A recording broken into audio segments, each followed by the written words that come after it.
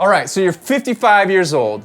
You've been doing a fabulous job of contributing to your 401k and contributing to an IRA all these years, and you're thinking, I think my nest egg is big enough, but man, if I touch this money before I'm age 59 and a half, I'm gonna pay a 10% penalty on top of my income taxes? Not so fast. There's something we gotta talk about, and that's called Rule 72T, and that's our subject today on the Real Money Pros.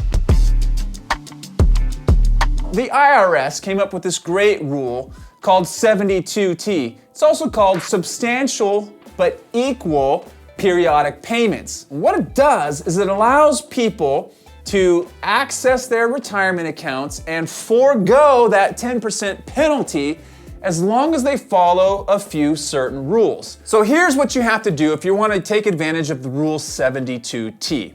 First of all, you've got to understand this, that if you decide to take substantially equal but periodic payments, you have to do it until you reach age 59 and a half or at least 5 years, whichever is going to be longer, all right? So if you start at age 50, you've got to go all the way to 59 and a half because that'd be longer than 5 years. If you start at age 58, yeah, you can touch the account at 59 and a half, but you gotta go for 5 years. So if you start at 58, you're locked into going for 5 years all the way till age 63. So those are a couple things to consider right off the top. But what does it mean when the IRS says substantial amounts out of these retirement accounts? And we're talking a traditional IRA, we're talking a pre-tax 401k or 403B or maybe a 457 deferred comp plan, all right? These pre-tax qualified retirement accounts. What is a substantial amount? Well, the IRS gives you 3 calculation methods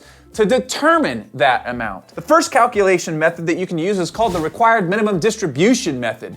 Now, what this means is every single year, the amount is going to change. That substantial amount changes. Why? Because it's based on your account balance at the end of the calendar year, and then it's also based on your life expectancy. So each year your life expectancy is different. Each year, hypothetically, your account balance is different. But let's just take a scenario. We're gonna start with someone who's 54 years old. If you calculate it out using the RMD method and you're 54 years old, and let's just say that your account balance in your IRA is $500,000, you're gonna have to take out $15,385.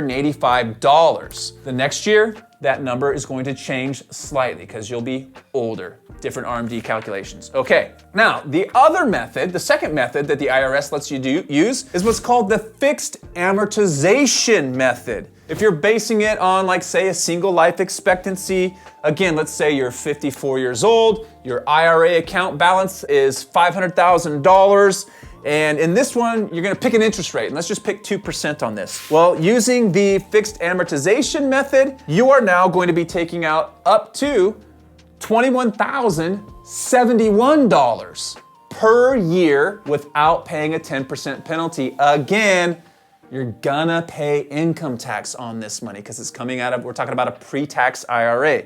The third method that the IRS lets you use as you're calculating your substantial amount for Rule 72T is called the fixed annuitization method. Let's just say you're 54 years old. Again, you got an account balance in your IRA of $500,000. Based on the fixed annuitization method, how much money can you take out for the next 5 years without paying a 10% penalty? You're gonna be able to access $20,973.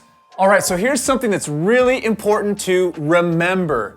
If you start these separate but equally periodic payment distributions, once you start, you can't stop. Now, you are allowed to make a change in the type of payments you're taking out. You can make a one-time switch from the fixed amortization or fixed annuitization method down to the RMD method. You cannot make any other changes to the method that you're taking these distributions. There can be penalties if you do this wrong. For instance, if you modify your payment schedule, meaning you stop one payment, if you change the amount from something other than what the 3 different calculation methods tell you can take, all prior SEP withdrawals are going to be subject to the 10% penalty plus interest. That's a really steep price to pay for messing up these SEP payments. And finally, do your documentation. Again, it's why you want to work with a very competent CPA to fully document these SEP distributions so that if you ever get audited, you can say,